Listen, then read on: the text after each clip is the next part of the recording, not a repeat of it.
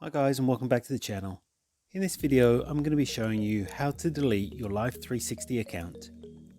But before I do that, please don't forget to like the video and subscribe to my channel.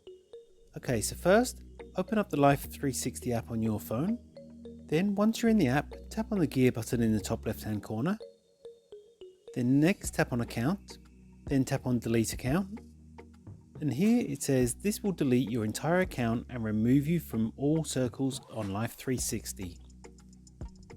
So you just have to check the box below to confirm that you agree to the above. So you'll be deleting your Life360 account and it's going to be permanent.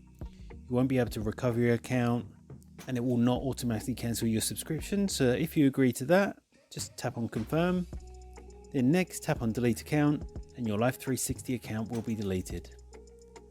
And that's all it takes to delete your Life360 account. If you found this video helpful, I'd love it if you like this video and subscribe to my channel. Thanks for watching.